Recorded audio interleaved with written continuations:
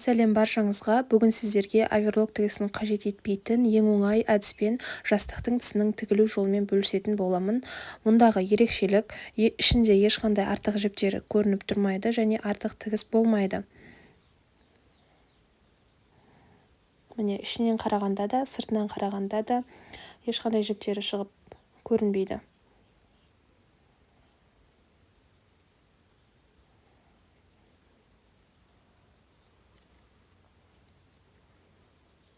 Ең алдымен түсінікті болуы үшін сызбасын сызып көрсетейін.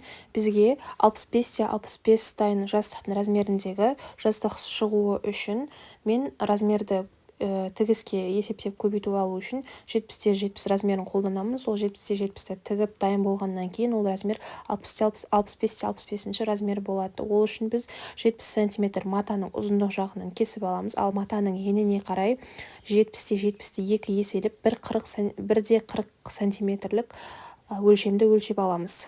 70-70, 1,40. Және біз қосымша оған 30 сантиметр, яғни жастықтың бетін жауып тұруға арналған 30 сантиметр қосымшаны қосып бірге сызатын боламыз. Міне, біздегі матаның ұзындық жағындағы 70 см және ең жағынан алынған 70-70 см және жаңа айтып кеткендей 30 см-дегі қосымшаны қосып аламыз. Егер сіздерге 30 см-лік қосымшасы қатты үлкен болған болатын болса, оны сіздер өздеріңізге ыңғайлы етіп кішірейтіп 25 см-лік етіп алсаңыздар болады. Негізі бұл жерге 25 см-лік те дұрыс келеді, бірақ 30 см болатын болса кішкене жабылып тұруға көлемдірек болады.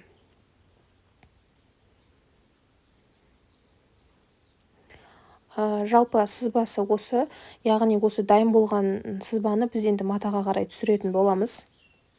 Дәл осы өлшемді матаға сызып, кесіп, дайындап аламыз.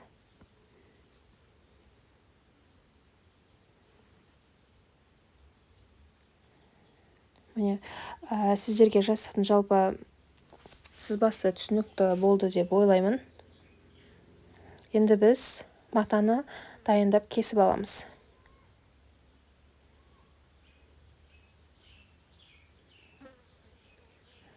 Біздегі өлшеп алған размеріміз осылай болып шықты. 70 см матаның ұзындық жағындағы және еніне қарай біз 170 см-ді біріктіріп алдық. Біз енді матаны өлшеп, кесіп, дайындап алғаннан кейін келесі біз тігуге дайындаламыз.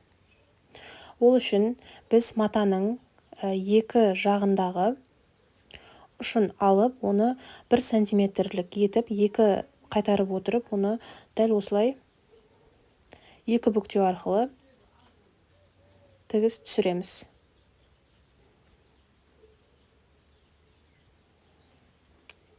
Міне бізде тігісін тігіп болғаннан кейін әр тігісті тексереміз және ол тігістер түзу шыққан соң үтікке басып, міндетті түрде бір үтіктеп аламыз. Екінші ұшы бізде тігістің барлығы біркелкі. Осылай екі бетін тігіп аламыз. Мен кішкентай үлгісін түсінікті болу үшін көрсете кетсем, міне біз екі ұшын дайындап тігіп алдық. Енді біз жастықты дайындауға көшеміз. Ол үшін біз 70 см және 70 см-ді өзіне қарай қайырып, және қосымша берген 30 см-ді оң бетін қаратып отырып, матаның оң бетін қаратып отырып, 30 см-ді қайырып туралаймыз. Осы кезде дайын болған бұйымның оң бетімен жатуы керек. Міне, оң бетінен жатқыза отырып, біз булавкамен қыстырып аламыз. Тігістері айнып кетпес үшін булавкамен екі бетінен түйреп, және осы екі шетінен, оң бетінен 0,5 см-де тігіс түсіретін боламыз. Міне біз тігісті түсіріп алдық. Тігіс түскеннен кейін біз тігіске жақындатып матаны қайшымен қиятын боламыз. Екі бетіндегі де артық шығып тұрған матаны тігіске жақындатып қиямыз. қиып дайындап алғаннан кейін дәл осыны теріс қарай аударамыз. Енді біз келесі жолы матаның теріс бетінен тігетін боламыз. Сол кезде бізде оң бетінде де, сол бетінде де ешқандай артық тігіс және жіптері шығып тұрмасы үшін осы әдісті қолданып тігеміз.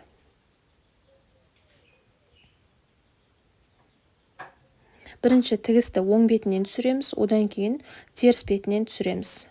Барлық бұрыштарының барлығын булавкамен шығарып аламыз. Бұрыштары қисық болып қалып кетпеуі керек. Бұрыштарын шығарып алғаннан кейін, міне теріс бетінен келесі тігісімізді түсіретін боламыз.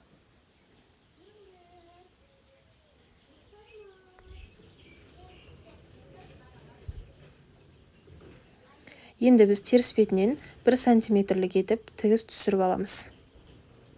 Міне бізде дайын болған тігісіміз түсті және жастық қабымыз да дайын. Енді оң бетіне қарай аударамыз. Оң бетінен қараған кезде барлығы осылай біркелкі әдемі болып шығады.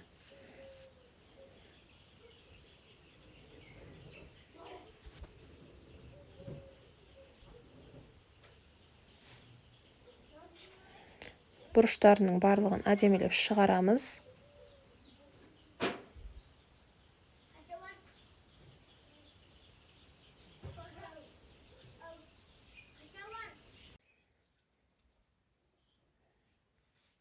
Артық шығып тұрған жіптерін кесіп алып тастаймыз. Дәл осылай бізде жастықтың тісі дайын болды. Енді сіздерге бұл көрсеткені мендегі үлгі ретіндегі кішкентай түрі. Дәл осыны біз өзімізге керекті өлшемде кесіп алған матамызды дәл осы әдіс арқылы тігетін боламыз.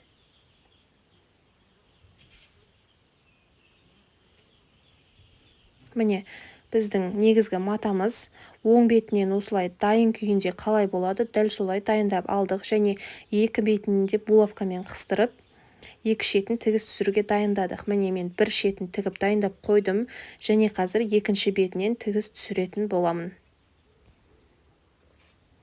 Айта кететін жайт, егер сіздерге 65-те 65 емес басқа размердегі жастықтың тісі қажет болатын болса, дәл осылай бірінші сызбасын қағазға түсіріп аласыздар керек мөлшерде.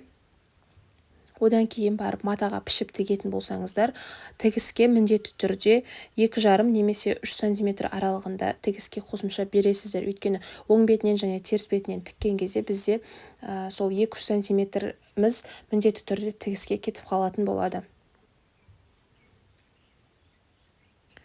Міне біз алғашқы оң бетінен тігісімізді түсірдік. Міндетті түрде сосын тігістің бас аяғында закрепканы беріп отырып тігеміз. Бекітпе берілетін болса бізде тігістеріміз әдемі шығатын болады және осылай артық матамызды кесіп алып тастаймыз. Тігіске жақындатып жаңа айтып кеткендей. Өйткені бұны осылай тегістеп кеспейтін болсаңыздар, келесі жолы теріс бетінен тіккен кезде оң бетіне қарай жіптері жалбырап әдемі емес болып көрініп қалуы мүмкін. Сол үшін екі бетінде осылай кесеміз.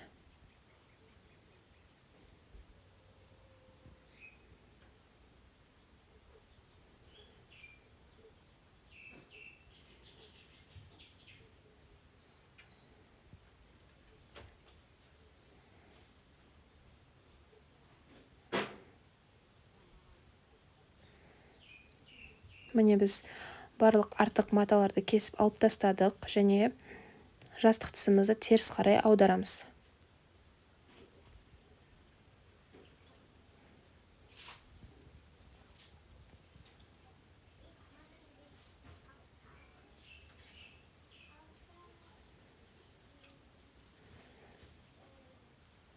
Теріс аударғаннан кейінгі бізде қалатын ең соңғы қадам оны теріс бетінен тігу.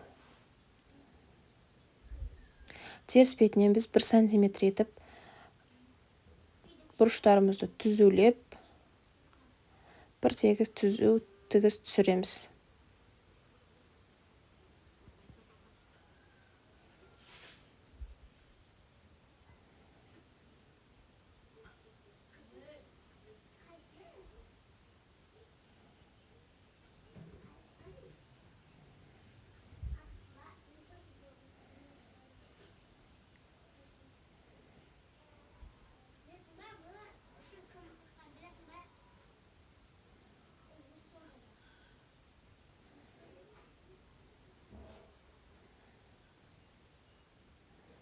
Міне біз екі шетінде осылай теріс бетінен ең соңғы тігістерімізді тігіп аяқтадық.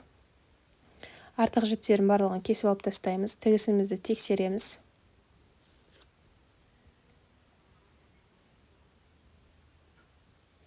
Міне бізде дайын болған жастықтың тысы 65-65 размеріміз шықты. Ішін тексеріп қарағанда міне ішінде тігістері барлығы түзу шыққан және жіптері көрініп тұрмайтын осылай әп-әдемі болып бізде жастық тісіміз дайын болды. Егер сіздерге видео пайдалы болған болса, лайк басып, комментарий жазып, өз пікірлеріңізбен бөлісе кетіңіздер. Видеоны соңына дейін көргендеріңіз үшін рахмет.